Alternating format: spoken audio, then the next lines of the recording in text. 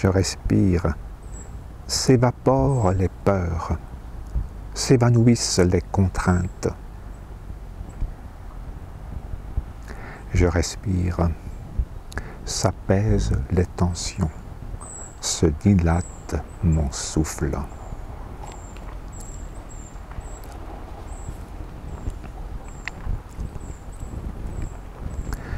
Respire, invisible prière, ni mot, ni geste.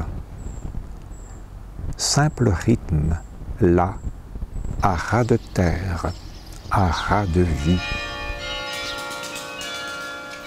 La méditation chrétienne, pratiquant l'assise silencieuse, puise ses racines dans la prière et s'inspire du zen et de la pleine conscience, ainsi que des pratiques corporelles. Frère Bernard-Joseph Samin, moine cistercien, a puisé au Japon sa pratique méditative zen. Je suis pleinement présent, réceptif à ce qui vient vers moi, ce qui présente à moi, et me donnant moi-même en réponse. Donc c'est une forme d'échange relationnel. Et là encore, je crois qu'on est dans le mouvement, dans les mouvements classiques de la prière chrétienne. Mais une fois qu'elle est exprimée ainsi, on est de plein pied ou tout proche de ce que d'autres humains peuvent vivre ou bien dans le zen ou le yoga, ou actuellement dans la méditation de pleine conscience ici, qui se cherche de différentes manières en Occident. Donc il y a, avant de s'effrayer des parentés, je crois qu'il y a à reconnaître ces parentés et à s'en réjouir.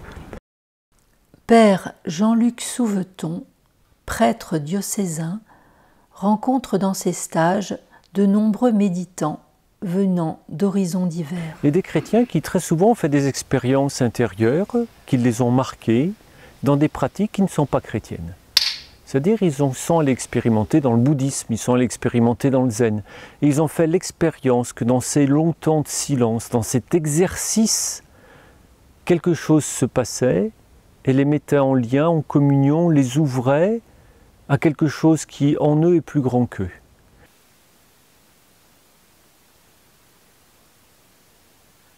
Et plutôt que d'avoir un regard un petit peu méfiant, disant oh, c'est pour les bouddhistes ou c'est pour des gens égocentrés, je crois que l'Église y gagnerait beaucoup à écouter les méditants et à écouter tous ces chercheurs de sens, tous ces hommes et toutes ces femmes qui sont en quête de ce qu'ils appellent leur intériorité, qui sont en quête du divin en eux. On pourra toujours critiquer les formules qu'ils emploient, on pourra toujours dire que ça n'est pas théologique la manière dont ils parlent. Ce qui est intéressant, c'est de se mettre à l'écoute de la quête. Et est-ce que l'Église, dans son trésor, elle n'a pas tout ce qu'il faut pour pouvoir accompagner la quête de ces gens-là, à condition de ne pas se mettre en position haute, mais de se mettre au pas des chercheurs, et de pouvoir petit à petit les accompagner et les ouvrir à une expérience qui est multiséculaire et qui a d'énormes richesses. Laurence Freeman, moine bénédictin, anime la communauté mondiale de méditation chrétienne créée par John Main. Il rappelle l'urgence d'une révolution contemplative par la méditation. Que c'est une crise spirituelle. Nous avons manqué contact avec notre dimension spirituelle et il faut renouveler ce contact, pas spécialement, universellement, par une pratique contemplative. La méditation est une sagesse universelle. Nous trouvons la méditation au cœur de toutes les religions, de toutes les traditions spirituelles de la famille humaine. Et le renouvellement de la religion demande une révolution contemplative.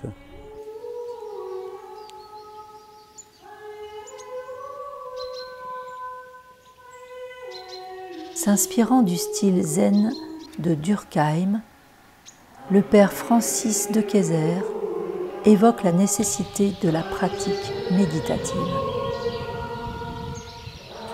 L'attitude qui correspond à une présence éveillée, c'est quelque chose qui s'exerce. Voilà. La volonté, c'est de s'exercer en fait. Si je mets de la volonté quelque part, c'est de me lever le matin pour aller méditer. Dans l'action, la volonté propre, c'est un obstacle. Donc petit à petit, par la pratique, bon, moi je suis professeur de judo, je vais arrêter maintenant, mais je fais du kendo, du tai chi. Dans toutes ces pratiques-là, on retrouve les mêmes principes, qui sont des principes de formation dans une manière d'être là, qui permet justement d'accueillir ce qui est là. Et ce travail de la méthode, à partir de la méthode Vitos, m'a vraiment ouvert à cette expérience-là, que je ne peux être vraiment présent à l'autre, centré sur lui, que si je suis pleinement présent à moi-même. Et comment être présent à moi-même sans prendre appui sur les sensations? Ne rien faire et laisser faire. Et pour moi, c'est vraiment là la base de la pratique méditative, de cette pratique méditative de pleine présence, parce qu'il s'agit de me laisser faire. Et j'allais dire, peut-être en allant plus loin, simplement de me laisser aimer. Et c'est ça qui transforme. Me laisser aimer.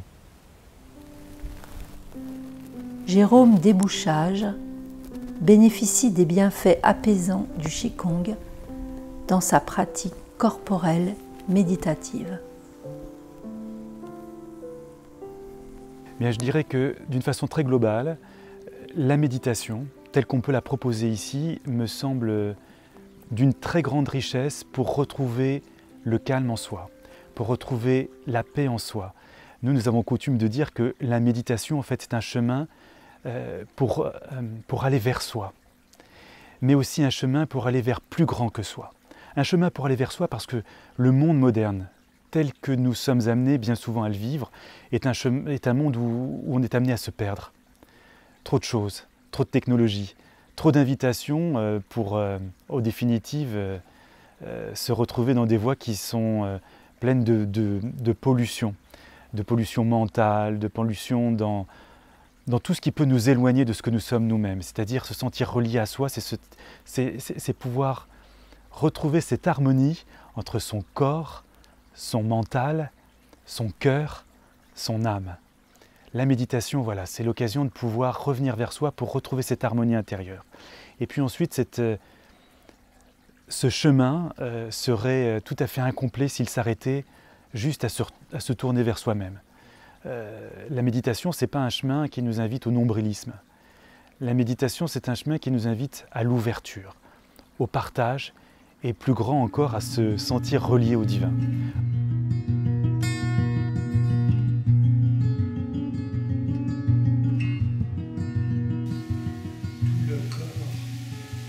Frère Benoît Billot a trouvé dans le dialogue interreligieux et avec Durkheim une sagesse du corps pour méditer.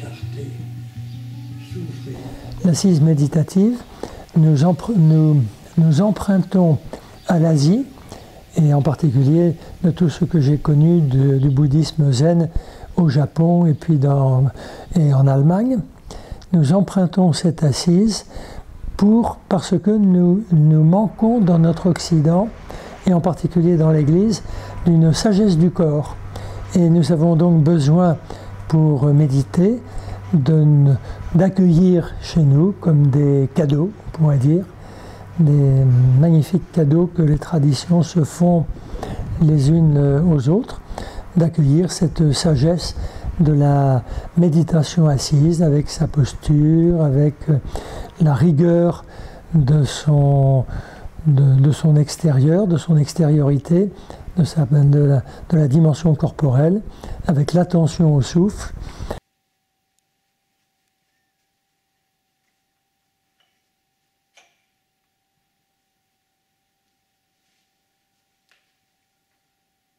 C'est beaucoup de joie de pouvoir mettre ce corporel au service de la parole. Alors j'ai bien conscience que ce n'est pas donné à tout le monde, ce n'est pas baguette magique, il y a des gens qui sont loin de leur corps, donc comment est-ce faire le lien entre le corps et la parole? Mais ça fait rien, déjà découvrir que ça peut se taire à l'intérieur, ça peut apaiser le mental, ça peut apaiser l'émotionnel, parfois ça mettra des années. Voilà, déjà partager ma conviction et mon expérience que oui, le corporel, il contribue beaucoup à la vie intérieure. Et pour un méditant, si on reste assis longuement, c'est quand même incontournable d'avoir une conscience de notre corps, de s'émerveiller du souffle qui le traverse, qui l'habite. Donc c'est du bonheur.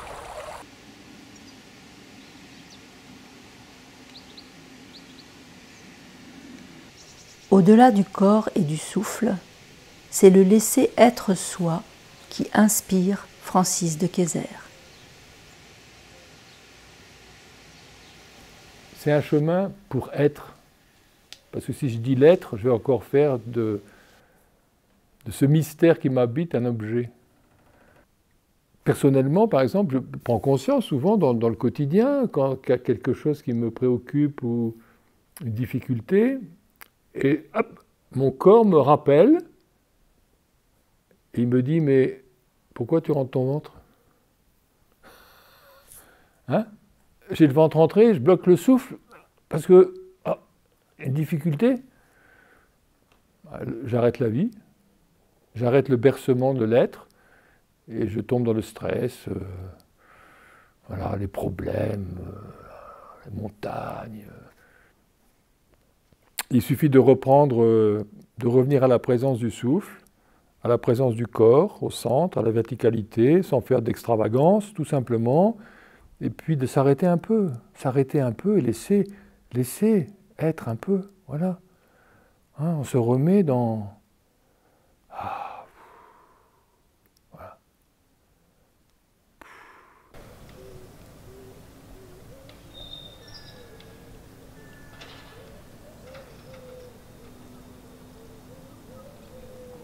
La Communauté mondiale de méditation chrétienne ouvre en 2019 un centre international de méditation pour la paix.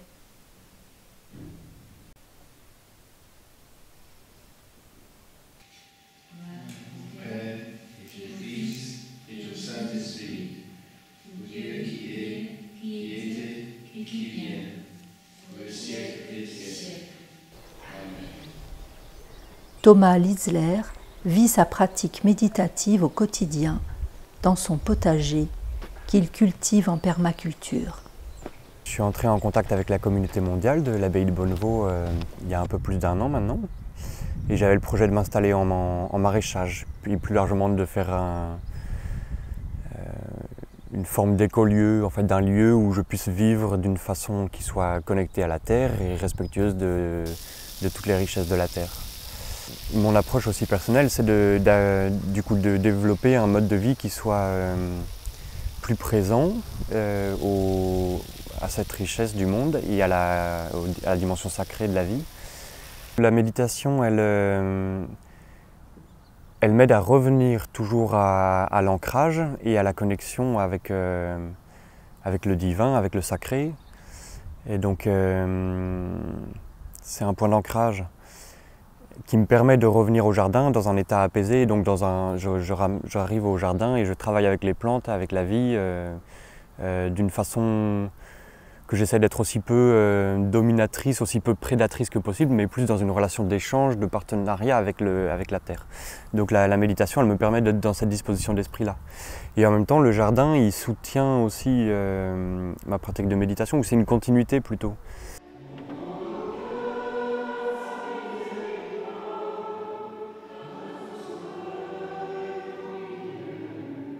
le père Patrice Gourrier est instructeur de méditation de pleine conscience. Il enseigne la prière du cœur chrétienne. Il évoque combien être présent à la présence de Dieu dans le cœur. Et là, un jour, par hasard, je suis un gros lecteur, je découvre un ouvrage, Au cœur de la tourmente, la pleine conscience. Je ne savais même pas ce que c'était, mais il y avait marqué la méditation, comment elle vous aide. Et là, je me suis mis à lire cet ouvrage et j'ai trouvé des points communs avec l'enseignement des Pères du désert. Notamment cette nécessité d'un temps de recul quotidien, nécessité d'un temps d'assise quotidienne, nécessité de mettre une garde à ses lèvres, avec des objectifs tout à fait différents. Et ça, j'en suis conscient. D'ailleurs, je l'explique souvent, le mot « méditer » en Occident peut avoir 3 racines principales. Méditer, réfléchir, intelligence cognitive. Méditer, soigner, médéri. Ou méditer, aller au centre, itarin medio, aller au centre de soi-même. Et donc, je distingue bien le domaine médical du domaine spirituel. Mais l'être humain est une totalité. Et donc je me suis formé à la méditation de pleine conscience parce que je trouvais ça intéressant. Et donc je suis devenu instructeur en méditation de pleine conscience. Et grâce au Père du désert, j'ai découvert, et c'était une découverte profonde qui peut faire sourire, que j'avais un cœur. Et que l'intelligence du cœur était capitale dans le parcours spirituel. Et les Pères du désert ont une expression extraordinaire, faire tomber l'intellect dans le cœur, unir les deux. Et le chemin spirituel proposé par les Pères du désert, comme par Thérèse d'Avila, c'est de découvrir cette présence de Dieu dans notre cœur. J'aime bien cette pensée de Saint Jean Chrysostome au IVe siècle où il nous révèle que Dieu est dans notre cœur, mais que nous sommes dans le cœur de Jésus. Et donc, en Occident, je vois beaucoup de gens qui lisent beaucoup sur la méditation. Mais à un moment donné, je leur dis, arrêtez de lire. Vivez la méditation. Et vivez cette présence à la présence. Et je constate aujourd'hui que beaucoup de gens n'ont pas envie de faire d'études de théologie. Ils ont envie de faire l'expérience de Dieu. Et j'accueille le présent d'une présence invisible devant moi, face à moi. Vivre dans le présent, c'est vivre dans l'abondance de ce qui m'est présenté, de ce qui m'est donné. Vivre dans la gratitude pour le présent de la vie, de l'être, du jour, du matin nouveau. Vivre dans la surabondance du présent qui m'est fait, des présents qui me sont faits. Et en retour, donner le présent de ma présence, par mon attention, par mon accueil des présents qui me sont faits. Vivre dans le présent, vivre dans les présents. Et tout cela, ici et maintenant, donc dans le moment et l'espace présent. La présence de Dieu n'est pas dépendante de ma qualité de présence. Puisque j'ai découvert que lorsque j'étais pleinement présent, je pouvais être, du coup, me centrer sur l'autre. Et cet autre qui peut être mon interlocuteur, qui peut être mon voisin, qui peut être la personne que je reçois, mais qui peut être aussi Dieu. Et puis il y a un deuxième aspect, moi, vraiment qui est très très important, c'est que dans la méditation, je suis aussi dans l'ouverture. Pas simplement dans l'apaisement des pensées, mais aussi dans l'ouverture. L'ouverture au son, l'ouverture aux sensations, l'ouverture, ça peut être, oui, aux odeurs qui peuvent surgir dans la nature, au toucher. Et au plus profond de ces sensations, ou même au-delà de ces sensations, il y a Dieu. Il y a Dieu qui est à l'origine de tout cela. Et j'ai vraiment cette conviction intime de communier avec Dieu quand je vis pleinement l'instant présent, quand je suis dans l'ouverture et que je suis pleinement dans ces sensations.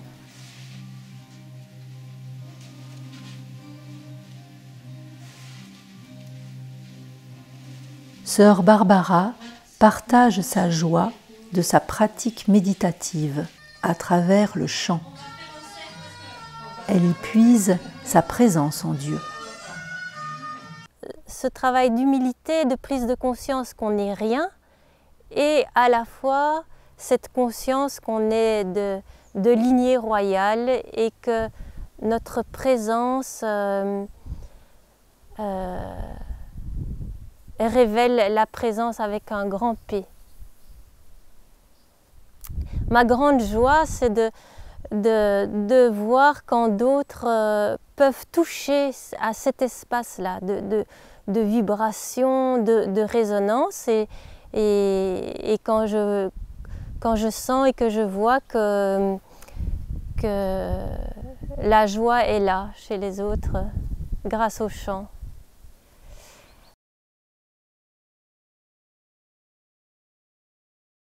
Retrouver la gratitude vis-à-vis de la vie, notre vie, mais la vie aussi du monde qui est autour, quoi. Et de voir cette vie, pas seulement chez les êtres humains, pas seulement chez les animaux, mais cette énergie de vie profonde qui emplit toute la matière, quoi. Anne Moser, peintre, médite dans un temple zen. À la maison de Toby, elle approfondit sa méditation contemplative. Je peins et c'est un grand bonheur. Je fais ça depuis 20 ans et j'ai découvert la maison de Toby il y a une quinzaine d'années. Et j'ai découvert qu'on pouvait aussi méditer. La méditation chrétienne était de même nature et différente. Et ce sont des nuances, mais ça va dans le même sens. Et j'aime beaucoup les deux. Est-ce que nous ne sommes pas devenus paresseux? Pratiquer, pour certains, c'est aller à la messe. Certes, c'est fondamental, mais on pratique tous les jours. Il faut nourrir sa foi. Et moi, je suis émerveillé de ces chercheurs de Dieu qui lisent, qui se nourrissent, qui vont faire des retraites, qui rencontrent des personnes, et on les sent qui cheminent, qui se transforment. Donc la méditation s'inscrit dans cet ensemble, les sacrements, la parole de Dieu et la lecture des anciens, lecture spirituelle. Et à ce moment-là, la méditation a sa place. Quelle merveille! Et en même temps, il y a toute notre ombre, et qui pour beaucoup est un obstacle, parce qu'on se juge tout le temps, on n'est pas digne. Hein. Il n'y a pas à être digne, il y a à en prendre en compte la totalité et aussi l'ombre. Et on avance avec tout ça. Ça fait partie du chemin. Le Christ, il dit au paralytique, « Lève-toi, prends ton grabat et marche. » Voilà. Une danse avec Dieu.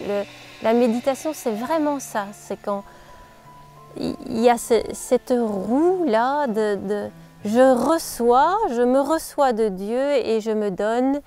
On dit que la belle Trinité de Roublev, cette icône, qu'il y a vraiment une danse entre les trois personnes divines. Mais c'est ça, c'est vraiment la danse. Regarde quand tu vois les feuilles d'arbres frémir dans le vent, en fait tout danse, tout chante la gloire de Dieu. Alléluia, Alléluia, Alléluia. Heureux le cœur amoureux qui sur Dieu seul a fixé sa pensée.